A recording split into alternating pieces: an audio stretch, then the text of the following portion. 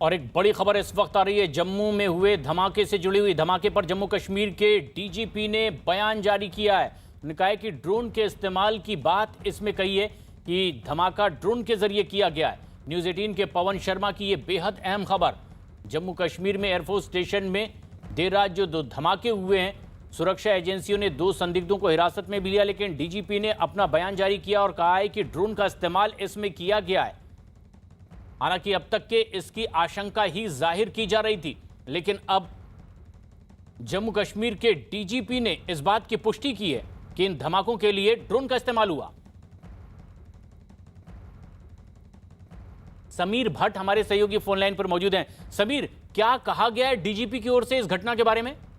देखिए, डीजीपी ने पुष्टि की है। डीजीपी का ये कहना है कि 2 ड्रोन का इस्तेमाल करके उसमें एक्सप्लोसिव मटेरियल डाल के यहाँ हम एक बार फिर आपसे जुड़ने की कोशिश करेंगे। ये बेहद अहम मसला है जिस पर लगातार बात भी हो रही है। न्यूज़ 18 के पवन शर्मा की खबर है कि डीजीपी दिलबाग सिंह ने इस बात की पुष्टि की कि ड्रोन का इस्तेमाल ही इसमें किया गया। समीर, हमारी आवाज आप तक पहुंच रही है, तो क्या कहा गया है डीजीपी की ओर से इस धमाके के बारे में? डीजीपी ने जो बयान जारी किया है, उन्होंने ये कहा है कि 2 ड्रोन का इस्तेमाल करके उसमें एक्सप्लोसिव मटेरियल डाल के उसको यहाँ पे इस जो एयरफोर्स का स्टेशन है उसके बिल्डिंग के ऊपर गिराया गया है और जाहिर तौर पर बिल्डिंग को नुकसान पहुंचा है। हालांकि टारगेट जो था, हो सकता है टारगेट एरोप्लेन होगा या यहाँ पे जो इंडियन एयरफोर्स के जो एरोप्लेन हैं, जहाज हैं, उनको टारगेट करना था, लेकिन हो सकता है कि उनको वो चूक गए हैं। लेकिन सबसे बड़ी खबर यही है कि ड्रोन से ये हमला हुआ है, क्योंकि हम लगातार सुबह से ही दर्शकों को ये कह रहे थे कि ये ड्रोन से लगता है कि, लेकिन कोई ऑफिशियल इसमें स्टेटमेंट नहीं आया। लेकिन अब डीजीपी ने ये कहा कि इसमें एक एफआईआर भी दर्ज की गई है, इन्वेस्टिगेशन चल रही है। और पहले ही हमने जिस तरह आपको बताया कि इंडियन एयरफोर्स के 2 जवान जो है इसमें जख्मी भी हुए हैं, लेकिन आईएएफ ने अभी उसकी जो पुष्टि नहीं की है। लेकिन डीजीपी का ये जो बयान है बहुत बड़ा है और उन्होंने ये भी कहा है कि जो एक और आतंकवादी लश्कर तोयबा का और पकड़ा गया है वहाँ नरवाल एरिया में, वहाँ से उससे 5 किलो आईडी रिकवर हुआ है। तो जाहिर तौर पर उससे भी इन्वेस्टिगेशन चल रही है, उसकी भी क्वेश्चनिंग हो रही है, क्या उसके कनेक्शन इस आतंकवादी घटना के साथ है। ड्रोन का इस्तेमाल हुआ तो ड्रोन कहाँ से आया, ये अभी जो है इन्वेस्टिगेशन इस पे चल रही है।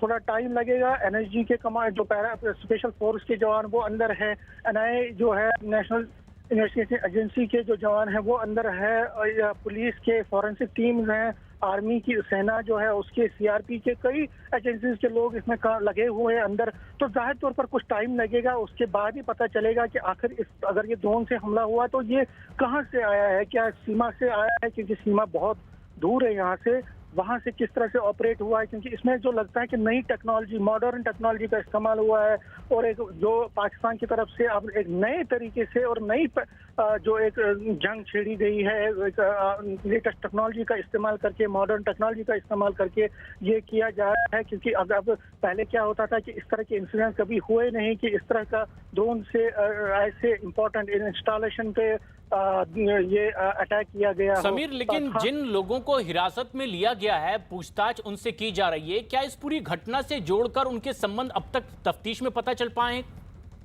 पुलिस इस बारे में कोई भी बात अभी नहीं करना चाहती है। सिर्फ एक, जिस तरह मैंने कहा कि डीजीपी ने एक ऑफिशियल स्टेटमेंट बोला है, ऑफिशियल स्टेटमेंट के इसमें ये जो है ड्रोन से हमला हुआ है। क्वेश्चनिंग लगातार चल रही है और जो कई सस्पेक्ट्स को गिरफ्तार भी किया गया है। जिस तरह मैंने कहा, एक आतंकवादी को वहां नरवाल एरिया में गिरफ्तार किया है, उसके साथ एक और ओडब्ल्यूजी है, उसको गिरफ्तार किया गया है।